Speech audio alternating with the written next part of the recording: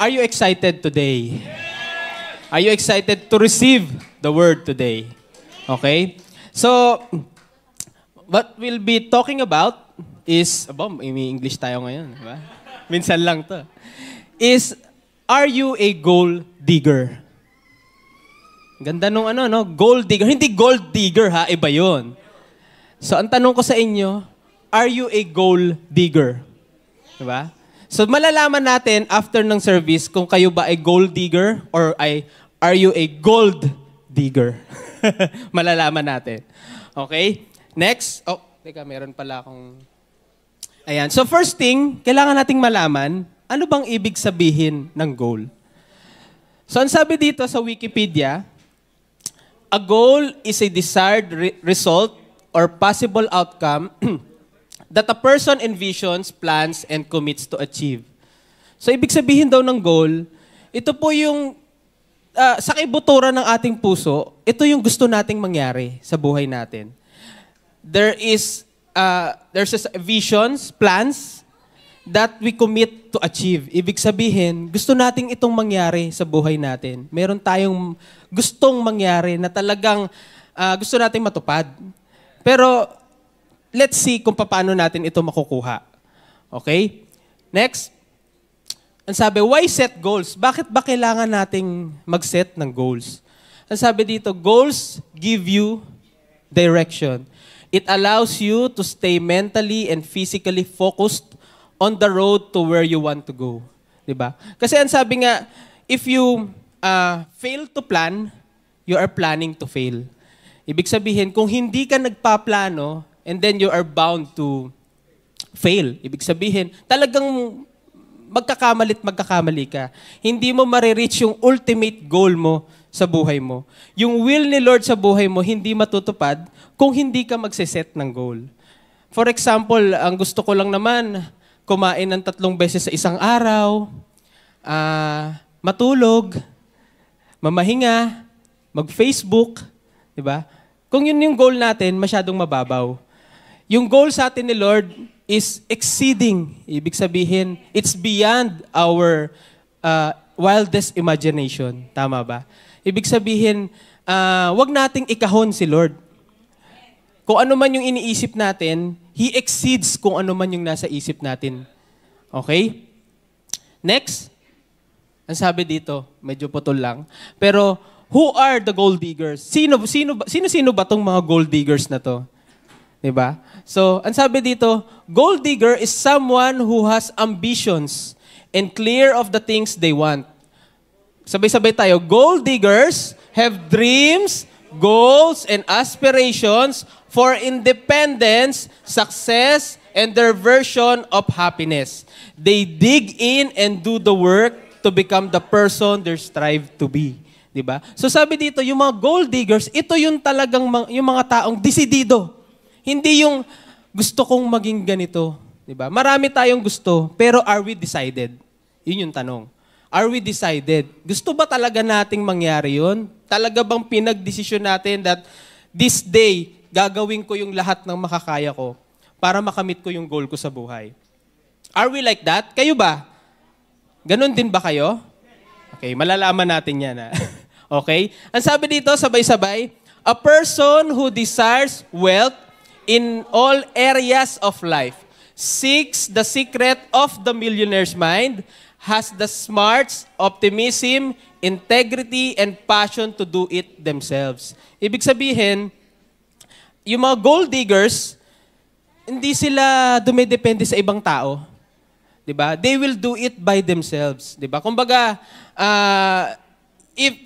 kung meron kang plano sa buhay, kung meron kang gustong gawin, hindi yun magsisimula sa ibang tao. Diba? Magsisimula yun sa'yo mismo. Diba? Sabi nga nung sa commercial, diba? Ako mismo, natatandaan nyo ba yun, yung mga kabataan? Ako mismo, sabi niya. Okay? So magsisimula sa atin, hindi magsisimula sa iba. Uy, yung pangarap ko, gawin mo ha. Diba? Wala namang ganun, diba? So ibig sabihin, it must start in you. Diba? Okay? Next. Okay, what are the reasons that delays in our achieving our goal? So, sino nakakakilala dito? Okay ba? lumabas na sa bahay, di ba? Sino to? Suwan tamad, di ba? Nakikita niyo yung yung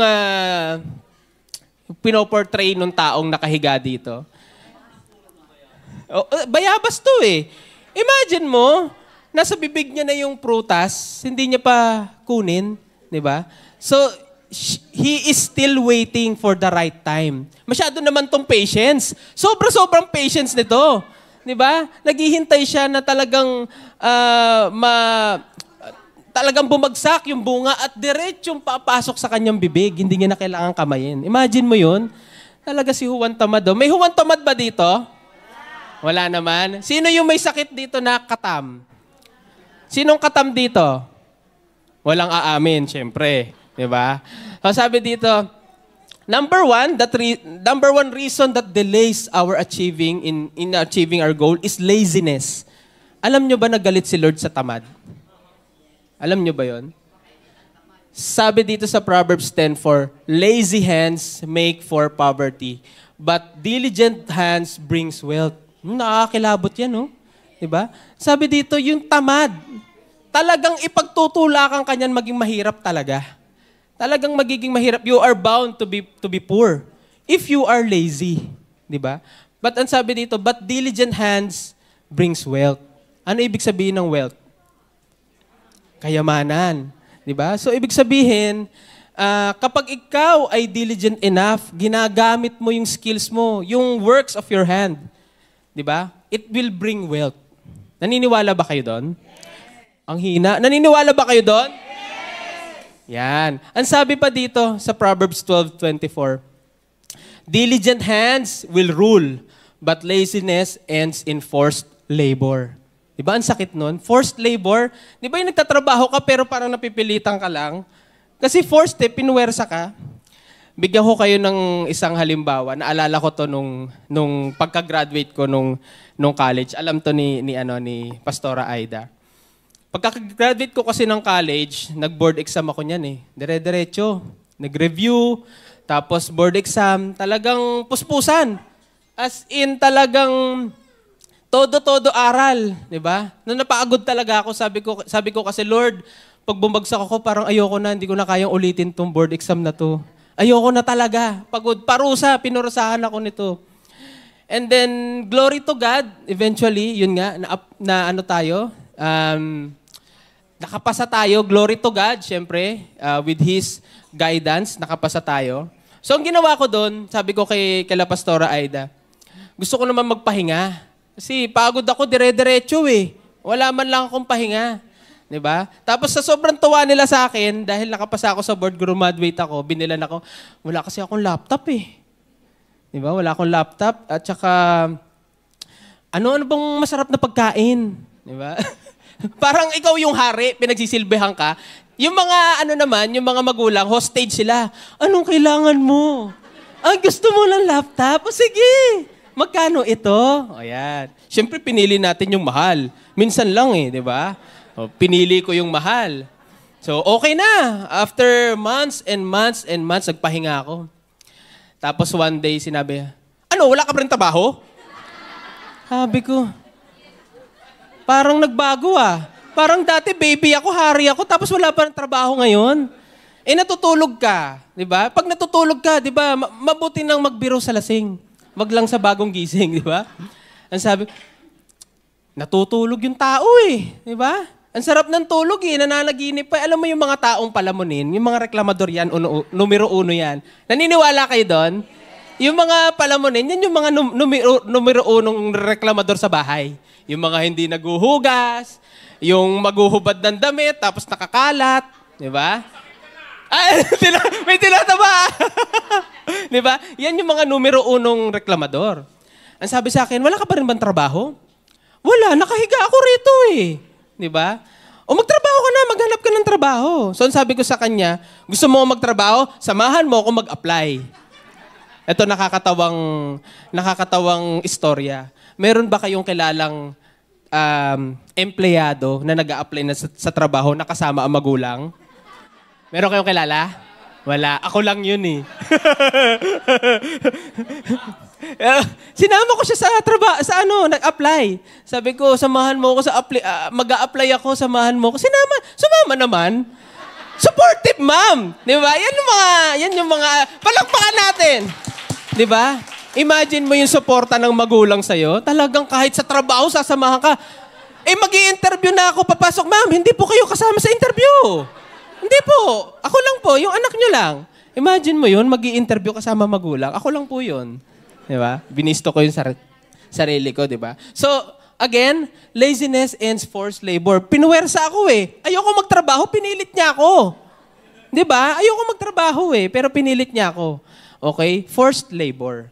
Ayan. Next, ang sabi pa, regrets. Ibig sabihin ng regrets, parang meron kang pagsisisi. Correct, pagsisisi. Sabi sa Galatians 6:9, let us not become weary in doing good, for at the proper time we will reap a harvest if we do not give up. Ang sabi dito ni Lord, wag daw tayong bibigay. Kasi actually, usually yung mga regrets na to, nagiging reasons na lang natin eh, para hindi natin gawin yung plano ni Lord para sa buhay natin. For example, meron pinapagawa sa atin si Lord. Ginawa naman natin. Pero sumablay. Hindi natin nagawa yung ultimate goal, yung purpose nung bakit pinagawa sa atin yun. Na-discourage agad tayo. Diba? Nagkaroon tayo ng regrets. Ngayon, may panibagong opportunity na dadating. And then nagsisisi ka. Ibig sabihin, hindi ka makamove on. Move on, girl!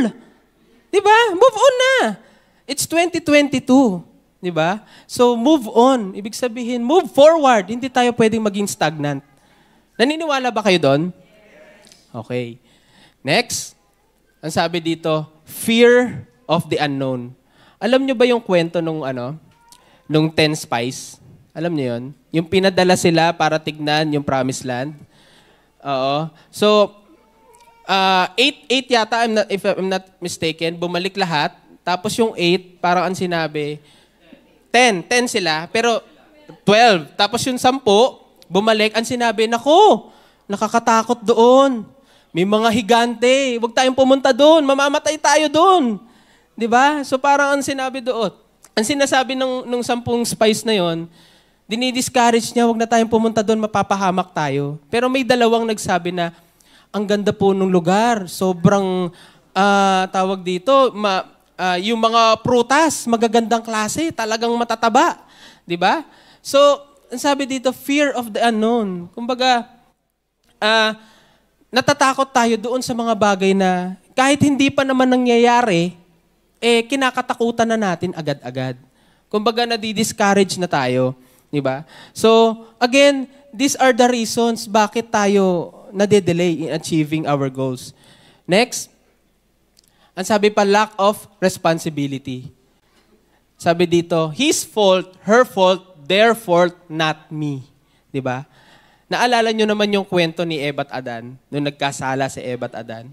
Ang sabi dito, sa Genesis 3:12, the man said, the woman whom you gave to be with me, she gave me fruit of the tree and I ate. Ito na yung panahon na tinatanong sila ni Lord, anong nangyari? Bakit kayo nagtatago? Diba? So, ang sabi ni Adan, ito kasi binigay mo eh. Diba? Itong binigay mo sa akin eh. Na pinahamak ako nito. Diba? Ito, sinisi pa si Lord. Alam niyo yun, binigyan ka na nga ng katuwang, sinisi mo pa yung taong nagbigay. Merong mga ganun, ano? May kilala kayong ganito, mga ungrateful? Meron ba kayong mga kilalang ganun tao? Yung bang binigyan mo na, tapos, pagkatapos mong bigyan, nagreklam, ito lang! Diba? Kumbaga, yung binibigyan ka ng baon ng magulang mo, binigyan ka, tapos sabi mo, ito lang. Mamamasahe pa ako, mag-Starbucks pa ako. Pupunta pa ako sa mall, di ba? Kakain pa kami ng friends ko, di ba? Ito lang. So, yun yung mga taong ungrateful. And sinasabi rito, lack of responsibility, hindi mo kayang tumayo sa sarili mo. Ang sabi dito, you cannot commit yourself na talagang ikaw yung mag-stand. Di ba? Mag-stand ka doon sa tawag dito, responsibility mo, 'di ba? Nagtuturo ka, ayaw mong akuin Yun yung point dito. Lack of responsibility. Lagi ka lang nasa likod. Yun yung mga taong sige pre, nandyan lang kami sa likod mo. Paglingon mo sa likod, wala naman tao. Di ba? Wala naman nakasuporta, wala naman nasa likod. Di ba? So, lack of responsibility. Yan. Next. Ang sabi dito, talking to the wrong person. Nakikilala niyo ba itong mga to? Sino itong mga to? Mga CCTV. Sino nakakilala rito? Ha? Si Marites to eh. 4 yan. Ito, si Marites. Mars. Ano yun? Anong latest? Ito naman, sabi niya, si Marisa. Mars, may isa pa. Yeah. Sabi naman nito, Mars, si Marisol naman to. Si Marisol, may Marisol tayo Ganun. Ito ba talaga, Ate Marisol? Hindi naman, no? Hindi naman. Sabi niya, Mars, sulsulan mo. Yan. Ang sabi nito, itong pinakamalupit, Mars, ito si Mariposa, Mars, post mo na. Para makita nila. Post mo na. Mariposa. Di ba? Ang sabi dito, talking to the wrong persons. Di ba? Sabi sa 1 Corinthians 15:33, do not be misled. Bad company corrupts good character. Sino naniniwala sa inyo rito? Di ba? If you're with a person or group of people na ganito ang ginagawa, you will be like them. Di ba? Makokorrupt ka rin. Kumbaga, ang isang kamatis, nilagay mo sa punong-puno ng mga bulok na kamatis, magiging bulok din yan kahit fresh. Nakakahawa. Di ba? Parang, viral. Di ba? Viral yan. Ang masama doon, imbis na tayo ang mag-influence sa kanila, tayo ang nai-influensyahan. Di ba? Masakit yun. Di ba? Ang sabi sa Proverbs 14:7, stay away from a fool, for you will not find knowledge on their lips. Ibaga, yung mga lumalabas sa kanilang mga bibig is pawang mga kalokohan, pawang mga bagay na walang katuturan, walang kabuluhan, di ba? Yan yung mga taong wag mong sasamahan. It's because you will destroy yourself. Diba? Yan ang isang reason kung bakit mapapahamak ka sa mga kasama mo. Magiging katulad ka nila. Okay? Birds from the same feathers, the same bird. Tama. It's the same. May point. Oo. Okay. Next. Ang sabi dito, anong basa dyan? Procrastination. Ano pong ibig sabihin yan? May nakakaalam ba na ibig sabihin ng procrastination? Ang hirap banggitin eh. Ang ibig sabihin ng procrastination, manyana habit, yun lang. Yung bang mamaya na. Mamaya na gawin. Meron pa namang time. 5 minutes pa, halimbawa papasok ka sa office, papasok ka sa trabaho. Sabi, nag-alarm na yung cellphone mo. Nag-alarm na, sabi mo mamaya na, 5 minutes pa. 5 minutes pa hanggang sa na-late ka na, di ba? So sabi dito, sa Proverbs 24, sluggard do not plow in season. So at harvest time, they look but find nothing. Diba parang ang sakit nun? Yung mga tao kasi na hindi nagtatanim during sa time na nagtatanim ka, anong ginagawa mo? Namamasyal ka, nagpapahinga ka, diba? Ginagawa mo, natutulog ka, nagre-recreation ka, diba? Sabi niya, during the reaping, during dun sa time na dapat umaani ka. Ang sabi dito, ito yung masakit eh. But find nothing. Wala. Wala kang makukuha. Imagine mo yun. Lahat ng kasama mo, may inaani. Ikaw wala. Anong difference mo sa kanila? Diba? May ginawa sila na hindi mo ginawa. Diba? So sabi dito, procrastination. Yung sarap ng tulog niya, oh. Nakabisagra pa yan. Tapos pagkagising, pagod. Natulog ulit. Sobrang pagod niya sa kakatulog, natulog siya ulit. Diba? Imagine mo yan, sabi niya mamaya na, later. Diba? So, yan yung isang reason bakit nade-delay natin yung achieving our goal. Now, ano naman yung steps? Ano naman yung steps in achieving our goal? Ano naman yung mga reason or paraan para naman natin ma-reach or ma-achieve yung ating goal? Ang sabi dito, write down your goal, get your goal out of your imagination, and write it on a piece of paper. Diba? Sabi sa 1 Corinthians 3:8, the one who plants and the one who waters have the same goal, and each will receive a reward for his own. So, ibig sabihin dito, talagang pagplanuhan natin, isulat natin. And then, pagkatapos ng araw, pagkalipas ng ilang taon, naalala ko nga to, yung sinasabi ko nga, di ba, Pastor Archie, yung mga kabataan dito noon, nagkaroon ng gathering, tapos pinasulat sa isang papel. Actually, sa scratch nga ata na ilagay. Sa papel nilagay. Sa notebook. Sa notebook. Kasi ako parang scratch yata. Oo nga, bumili ng notebook bago. Yun lang ang ilalagay mo. What will you become after 5 years? After 10 years. Tama? 5 years and 10 years. So, talagang sinulat namin.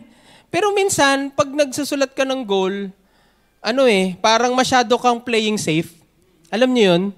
Parang ayaw mo kasi baka naman sinulat ko dito.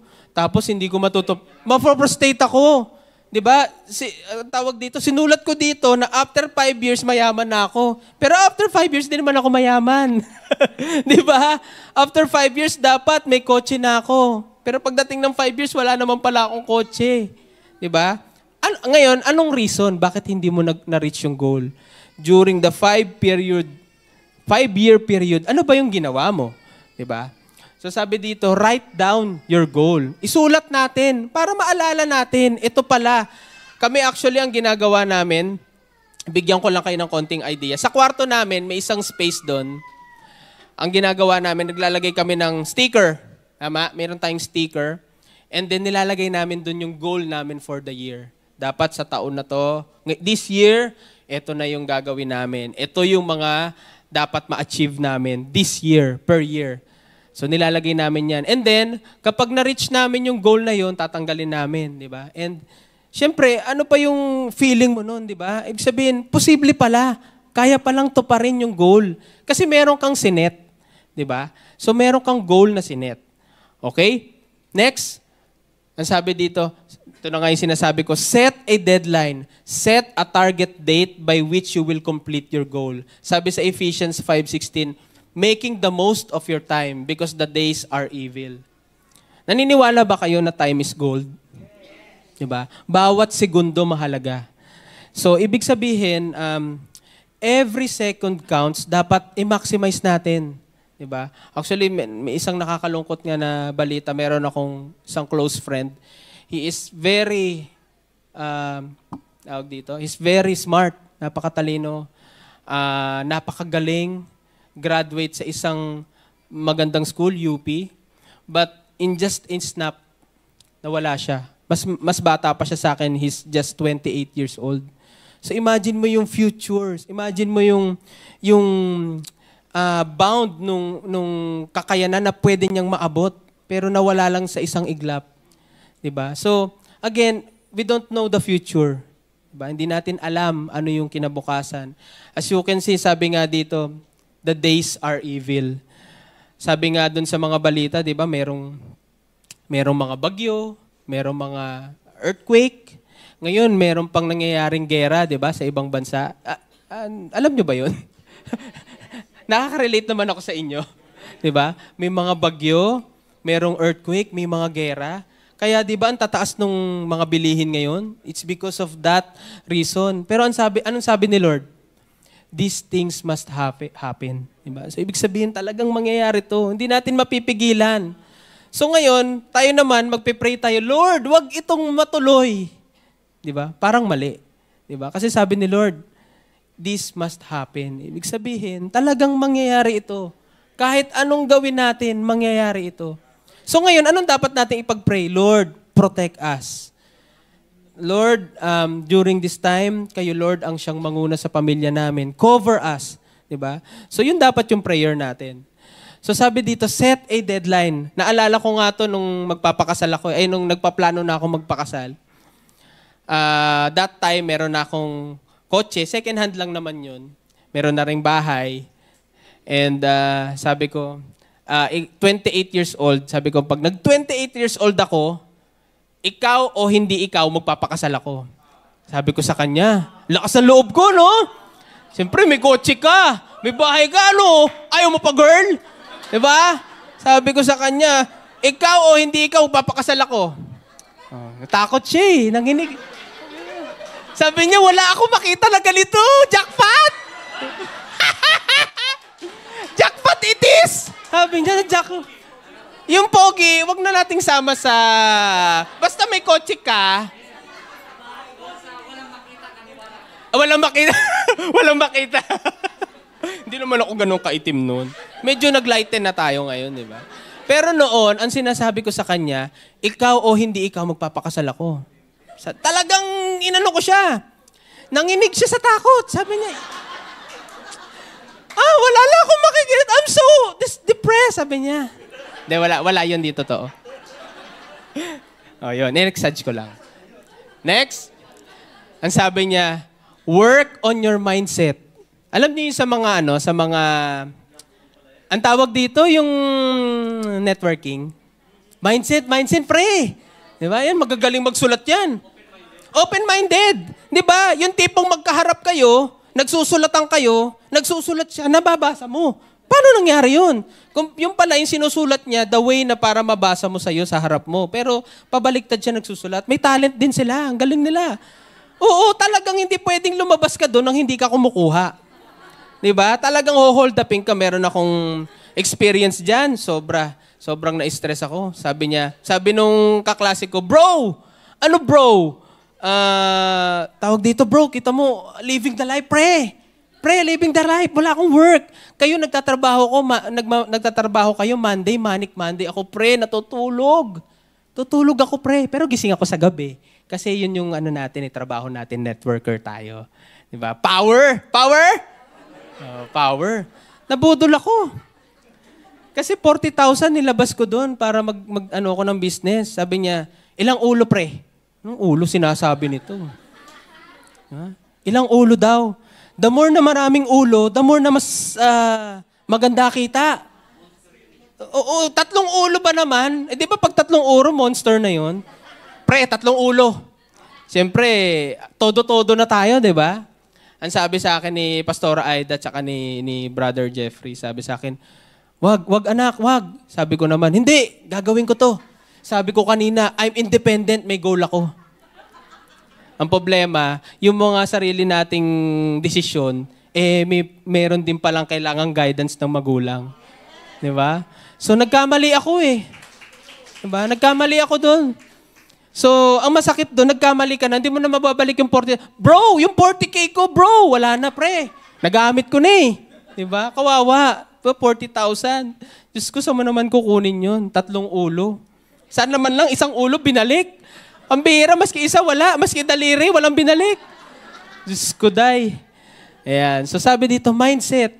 Work on our mind. Sabi dito, do not, basahin natin sabay-sabay, do not conform to the pattern of this world, but be transformed by the renewing of your mind. Then you will be able to test and approve that what God will is His good, pleasing, and perfect will. Diba? Sabi natin, meron tayong mga plano sa sarili natin. Meron talaga tayong gustong mangyari, pero God's perfect will pa rin ang dapat manaig. Diba? Meron siyang will para sa buhay natin. Pero, magdi-determine yun kung paano tayo mag-response, paano tayo mag-react doon sa certain situation na binibigay sa atin ni Lord. So, ang sabi dito, work on your mindset. Nagkakaintindihan ba tayo? Nagkakaintindihan ba tayo? Ako rin, hindi ko minsan maintindihan eh. Parehas lang tayo. Diba? So, ayan. Sabi dito, develop your skill set. Sabi dito, ano bang meron ka? Diba, naalala nyo yung babae na, ang sabi, ano bang meron ka? Yung may pagkakautang yung kanyang asawa. Diba, yung namatay? Nalingkod din ng Diyos. Imagine mo yung lingkod ng Diyos na yun. Tapos, namatay siya. Nagkaroon ng problema yung mga iniwan. Diba? So, yun yung wag nawa ang mangyari sa atin. Pero ang tanong sa kanya, ano bang meron ka? Diba? Ang meron lang po ako yung kakarampot na langis. Diba?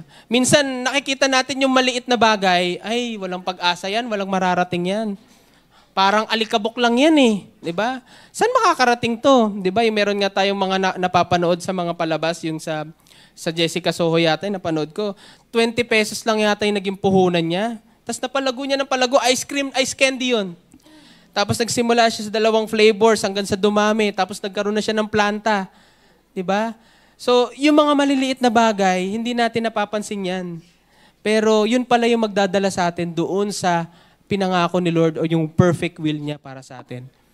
Ang sabi dito, do you see a man skillful in his work? He will stand before kings. He will not stand before obscure men. Ibig sabihin, kung ikaw ay may knowledge, meron kang power. Anong klase? Pag ikaw ay may, nawala tuloy ako. Pag ikaw ay may knowledge, meron kang power. Correct. So, ano bang meron ka? Halimbawa, meron kang skills. Monetize. Sabi ni Pastor, di ba? Monetize your skills. So, patulad ng ginagawa ni Aris, di ba? He is ano bang ginagawa? Instructor to ng ng music, di ba? Wala akong cut dyan, pero medyo, di ba? Naman. So, yung mga, kung ano yung meron ka, pagkapirahan mo, di ba? Talagang pagkakitaan mo. So, sa kanyang skill niya, music. 'Di ba? Nagtuturo siya ng music. So yung mga kabataan diyan na walang magawa sa bahay, mag-aral kayo ng music. 'Di ba? Magtuto kayo ng mga instrument.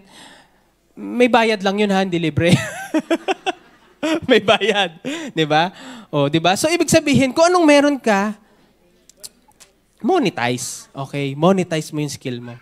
Sabi dito, take the first step. Sabi sa Proverbs 6:4, don't put it off, do it, don't rest until you do. Nakikita nyo to, tong staircase na to?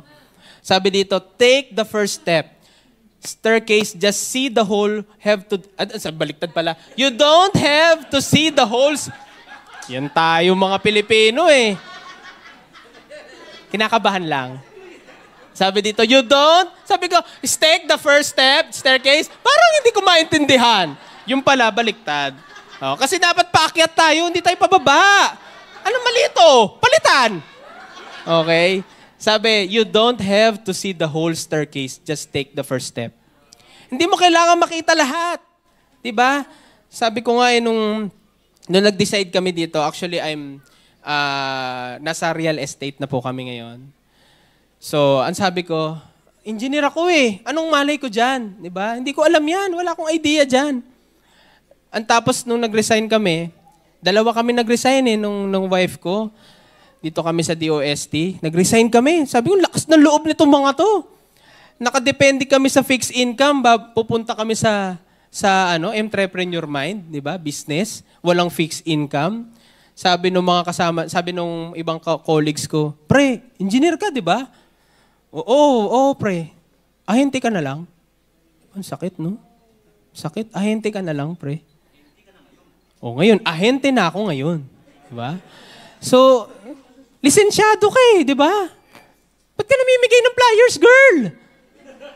Namimigay ako ng flyers kung hindi nyo lang ako naabutan, pero nag-ano kami sa mga mall, namibigay kami. Yung mga taong ini-snub nyo, pag namimigay, babalik yan sa inyo. Sinasabi ko sa inyo, babalik yan sa inyo.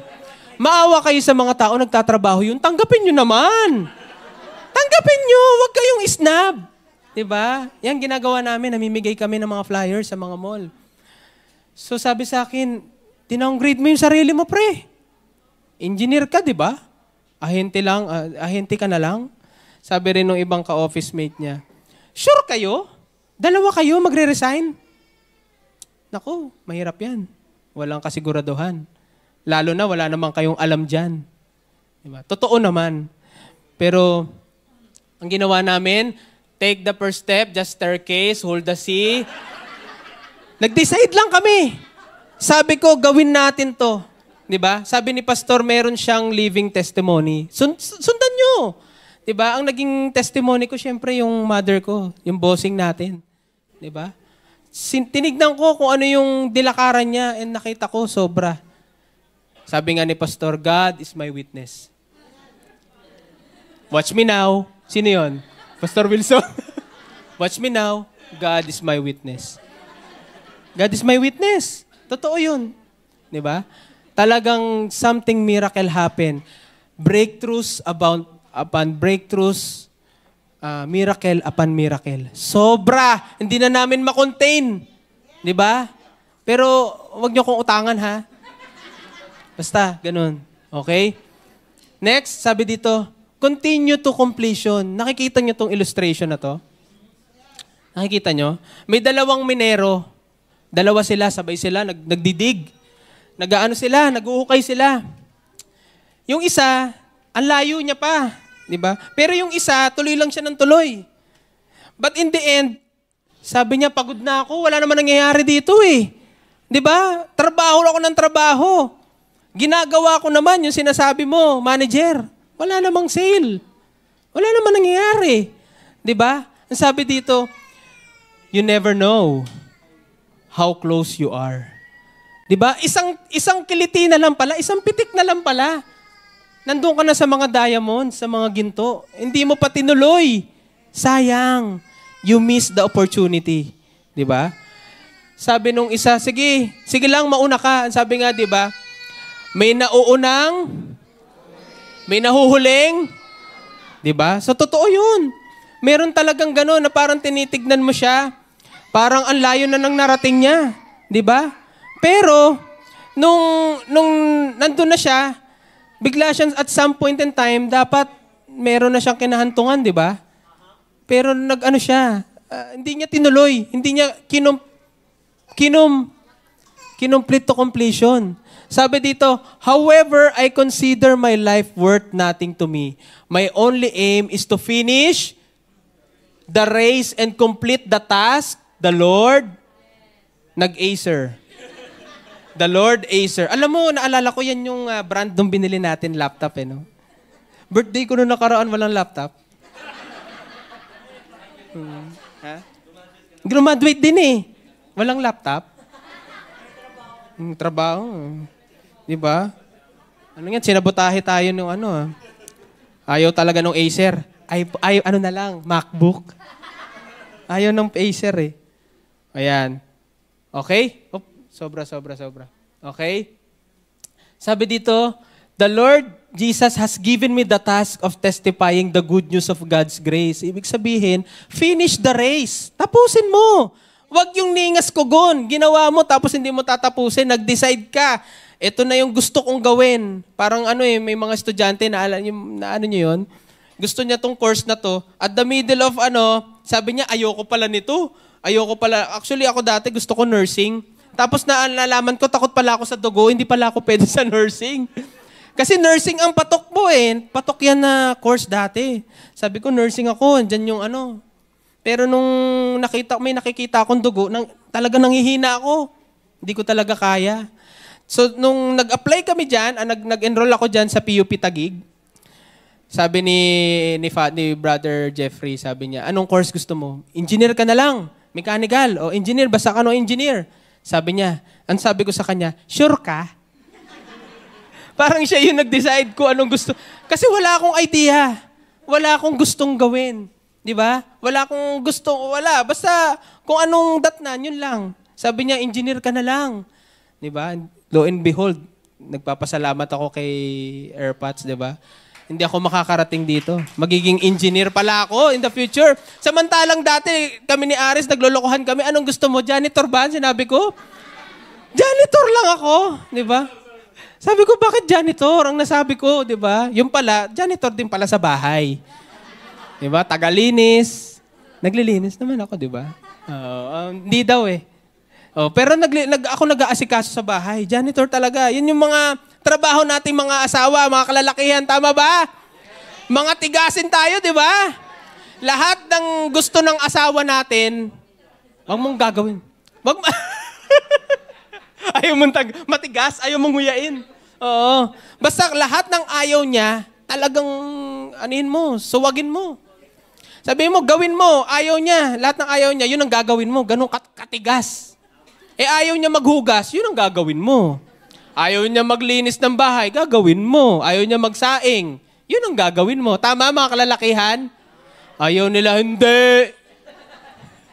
Ayaw niyo tanggapin? Ayan, so continue to completion. Mabait talaga yung mga kalalakihan natin. Talagang Oo. Mabait talaga. Okay, pagtulog yata eh. Ayan, sabi dito, just do what is possible and let God do the impossible. Sabi ni Pastor, alam nyo, lagi ko itong pinanghahawakan namin mag-asawa. Pag dumadaan kami sa trials and trouble, sabi namin dito, pag may ginagawa kaming mga bagay na sabi namin, Lord, ginawa na namin lahat eh. Diba? Hindi na po namin alam kung hindi na namin control.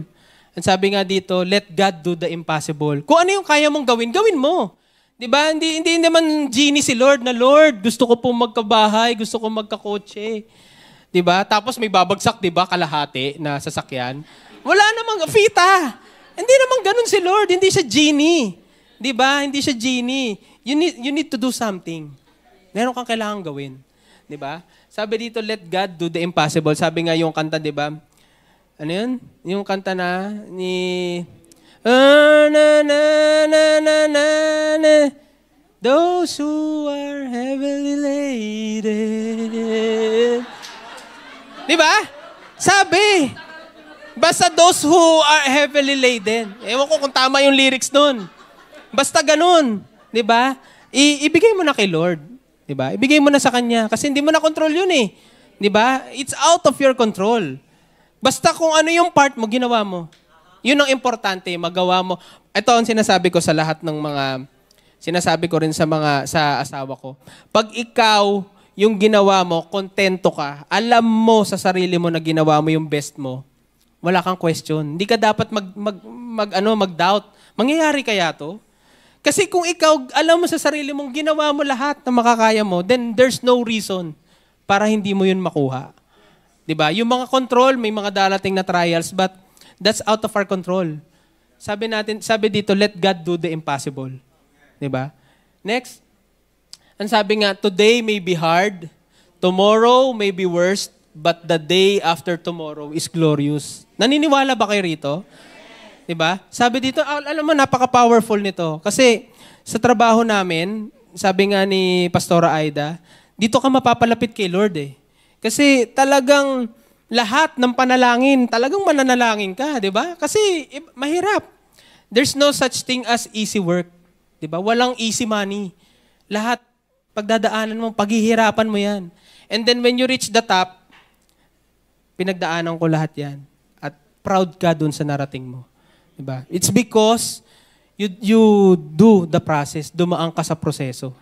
Di ba? Sabi dito, today may be hard, tomorrow may be worse, but the day after tomorrow is glorious. Glorious! Naniniwala ba kayo doon? Sa glorious? Di ba? O, nag-Acer na naman. Di ba? Sabi dito, ayan, glorious, sabi ni Pastor Wilbert. Next, sabi dito ni Henry. Sino nakakilala kay Henry C? Nakakilala? Yung may-ari ng parisan dyan sa baba. Si Henry C. Sabi dito, in good times, I do my usual work. But in bad times, I work harder. Diba? Sabi dito, yung usual, yung normal na senaryo ng buhay mo, tatrabaho ka. Pero when times when times get rough, mas lalo ka dapat nagtatrabaho. Doble. Diba? Kaya siya naging success. Nagkaroon siya ng branch ng mga pares. Diba? So, sikat na siya. Diba? Kilala niyo ba yan? Si Tito Henry? Ay, si Papa Henry. Henry C. Diba? SM! Diba? Nagsimula sila sa maliliit na mga stall. Shoemark nga eh. Shoemark. Maliliit lang yan ng mga stall ng mga sapatusan. Ngayon, ang laki na ng mga malls nila. Kahit saan ka pumunta, Cebu. Meron nga, 2 lugar, 2 SM. Diba? May SM City, Cebu, SM City Taguig, SM City Sukat. Baka may Pateros pa nga, hindi ko lang alam. Baka magkaroon pa. Diba? Imagine mo yun. Lahat ng lugar may SM. Diba? Ito na yung the best. Diba? Of all the things na pinag-aralan natin, syempre dapat, ang sabi dito, reward yourself. Enjoy the fruit of your labor. Sabi dito, ano sabi dito? Deserve mo yan. Diba? Deserve mo yan. Pinagtrabahuhan mo yan eh. Diba? So, syempre ako naman, sinasabi sa akin, itong asawa ko, laging deserve mo yan. Pero syempre, budgeted. Di ba? Hindi pwedeng masyadong deserve. Dapat meron ka ring higpit hindi masyadong deserve lagi. Di ba? Dapat controlled din. Minsan, hindi makontrol din, no? Masyadong magastos, eh. Di ba? So, sabi dito, reward yourself. Nakikita nyo yan? Ay, mamaya ka, meron ka. May extra kanin ka, mamaya. Di ba? Enjoy. Meron pa akong isang slide dito, eh. Ayun! So, bigyan ko lang kayo ng konting testimony, di ba? So, ito yung aming bahay. Maliit na bahay lang to. It's a small house, 2-bedroom house, 2 toilet and bath, townhouse. Hindi pa. Hindi ko naman binibenta. Townhouse ito. Maliit lang siya. Starting family. Alam nyo, sobrang ko dito. Very sentimental ito. It's because yun yung unang bahay, yun yung unang property na binili namin. Actually, I started it. Nag-decide ako gusto kong magkaroon ng sariling bahay. 'Di ba? Kasi ayoko makisama doon sa magulang. Imagine mo, natutulog ka. Wala ka pa rin luto? Sabihin sa'yo. 'Di ba? Natutulog ka ha? Ang sarap ng tulog ha? Tapos biglang gaganunin ka, 'di ba? So sabi ko, kailangan ko magkaroon ng sariling bahay. So sinabi ko, nung nag-start ako nito, 2015, di ba? I started, binili namin to 2015. And that time, may work ako, may fixed income ako niyan. Pero nangyari, nagkaroon ng pandemic. Halos gabi-gabi kaming umiiyak. Literal na umiiyak kami mag-asawa. Buti nga yung anak ko, pogi pa rin, gwapo pa rin, di nagmana sa akin eh. Pero sa totoo lang, depressed kami. Kasi nagka-pandemic. Imagine mo, nag-shift kami ng career, ng industry, ng real estate. Tapos ganun yung nangyari, nagkaroon ng lockdown. Imagine mo, bibili ka ng milyon na bahay. Sinong bibili niya ng hindi pwede lumabas? Diba? Sinong bibili ng bahay? Tapos ang sabi sa balita, wala pong mga trabaho ang tao. Mga tao walang pera. Diba? But God is my witness. Sabi na, God is my witness. Watch me now. Watch me now. Miracles upon miracles. Breakthrough upon breakthrough. Hindi ko ma-imagine Sobrang di namin ma-contain. Minsan, nagugulat kami, Lord, hindi na namin control to. It's beyond our imagination na mangyari ito. Diba? Sabi ko dito, binabayaran namin to ng 15 years. 15 years sa bangko. Ngayon ay nasa 7th year na tayo, diba? Diba? Nakakalahati na kami. Ng taon, konti na lang. Diba? But that's not the real testimony. Ang ginawa ni Lord, sabi sa amin, ba't kailangan mo mag-installment? Bayaran mo ng buo. Binayaran namin ng buo. Tapos na. Imagine mo, yung pinapangarap namin na bahay,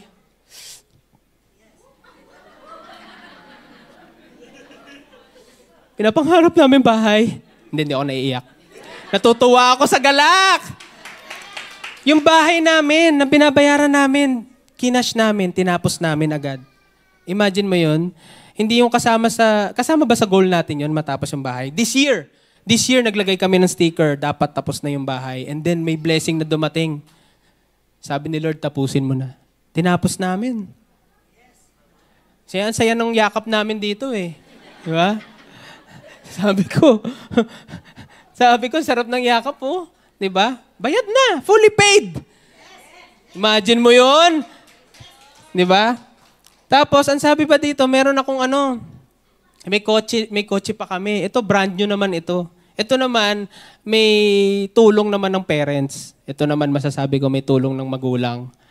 Pero meron naman kaming part dito. Ito, pinapangarap lang namin. Pinapangarap namin magkaroon ng brand new kasi sasakyan ko second hand. Naalala ko nun, sinakay ko si Melanie, tsaka si Miss Melanie, tsaka si Si Nicolay ba yon? Hindi, nandito sa SM. Imagine mo yung cord na sa makina at yung sa gas, pinaayos ko kasi yun, tumagas ba naman yung gas? Di ba nakakahiya? As in, nagkalat yung gasolina doon sa SM. Sabi pa nung guard, Boss, baka sumabog kayo dyan. Sabi ko, kakabili ko lang ng sasakyan, sasabog ka agad kami. Nakakahiya. Di ba? Pero God is good. Yung pinapangarap naming kotse, andito na.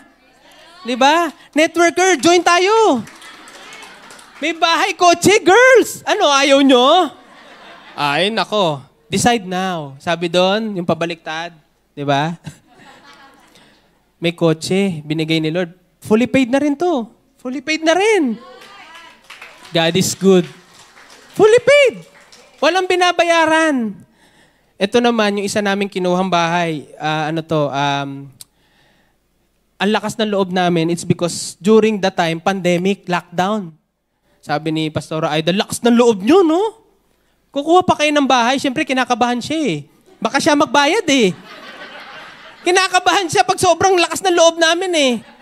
Sabi, sigurado kayo? Sabi namin, di, kaya namin yan. Diba? Pero true enough, at ito, ipropromote ko naman yung bayanihan. Ang laking tulong ng bayanihan. In-accommodate kami. So glory to God, thank you sa bayanihan. Nakapag-loan kami dito sa bahay. So, ang lakas ng loob, no? Pandemic, kumuha ng second house. Diba? So, ito yung aking testimony. Ito yung goal ko. Diba? Sa edad natin, sinasabi ni Pastor, dapat sa ganitong edad, makakaranas ka na ng millions. Diba? And true enough, God is good. God is my witness. Nangyari. Binayad ko nga lang, wala na ulit. Pero okay lang. Nandito naman na eh. Diba? Natatapakan ko na. Diba? God is good. Naniniwala kayo? God is good. Amen. Next. Meron pa. Lapit na ako matapos. Conclusion and application to kingdom principle. Ito, mas kailangan natin ito. Diba? Sabi dito, syempre lahat lang naman yan ay for, kailangan din naman natin for this sa makabundong goal. Pero ano ba yung kingdom culture? Paano ba natin ito ma-achieve? Based on kingdom principle. Diba ang sabi dito?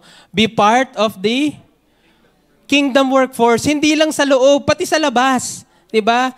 Meron namang iba, sa labas lang, sa loob, ayaw magwalis, ayaw magtupi ng mag-ayos ng upuan. Sa labas lang ako. Sabi dito, be part of the kingdom workforce in and out of the church. Diba? Sabi pa, be a kingdom provider. Diba? Alam mo dati, hindi ko ito masabi. Kasi hindi naman tayo nagpe-pledge, diba? Masyado. Hindi ko inaano as opportunity yon, diba? Pero ang sabi dito, be a kingdom provider. Next, sabi to, seek first the kingdom of God. Ito, very, tayo mga kabataan, diba? Meron tayong mga pangarap. Meron tayong gustong mangyari sa buhay natin. Pero natatali tayo doon sa ating mga trabaho. Feeling natin pag nagwo-work tayo, palapit tayo ng papalapit doon sa goal natin, sa ultimate goal. Pero hindi. Nalilin lang tayo ng mundo. Diba? Sabi dito, seek first the kingdom of God. Unahin nyo si Lord. Diba? Unahin nyo siya. And result will happen. Diba? Pero again, it's a balance. Hindi naman pwedeng dito ka na nag-focus. Tapos wala ka na doon sa work, wala ka nang gagawin. Balance pa rin. 50-50. Diba? So, ibig sabihin, seek first the kingdom of God. Priority mo si Lord. Para ikaw rin ang priority niya. Naniniwala kayo? Amen. Pag ikaw pinaniority mo si Lord, magiging priority ka rin niya. Amen. Tama. Naniniwala ba kayo doon? Yan. Amen. And then lastly, connect strongly to your grace carrier. Ito, very crucial ito. This is the key to your success. Kilalanin mo kung sino yung grace carrier mo. And ako, alam ko kung sino yung grace carrier ko. Siyempre, sino pa? Kailangan doon ka sa direct, malapit ka. Hindi yung direct na lalaktaw ka, di ba? Siyempre, ang grace carrier natin si Boss. Si Bossing Pastora Aida, di ba? So, nung nag-start kaming mag-connect, mag-asawa kay Pastora Aida, bumuhos talaga eh. Di ba? Talagang yung blessing ni Lord nandun. Di ba? Mamaya kain ha. Ay, kanina pa binibuild up eh. Siguro, kain ka naman. Siyempre, kanina pa nabibuild up. Di ba lahat ng bagay may kapalit? Wala libre. Naniniwala kayo walang libre? Oh, walang libre. Joke lang. Sinasabi ko lang yun, pero strongly connected to your grace carrier. Diba? Alamin mo, sino bang grace carrier mo at pag nakakonect ka doon, yun na. Huwag ka nang aalis. Pag umalis ka doon, sayang yung blessing. Para kasi yung imbudo na dadaan sa'yo, dadaan sa kanya, at least dumaan sa'yo, pero naranasan mo. Diba? Pero ang ultimate na patutunguhan nun, yung grace carrier. So maganda makapwesto ka. Diba? So, these are my conclusion and application in kingdom principle. But before I end, ito na po yung last slide, but before I end, I would like to take this opportunity because ngayon, sama nga yung sinabi ni Pastor Chris, this is one of the most special day sa buhay namin. It's because birthday and 60th birthday to ng ating Pastora Aida. Diba? So, sabi dito, ito last slide ko. Makita kayo ng pogi Ayan. So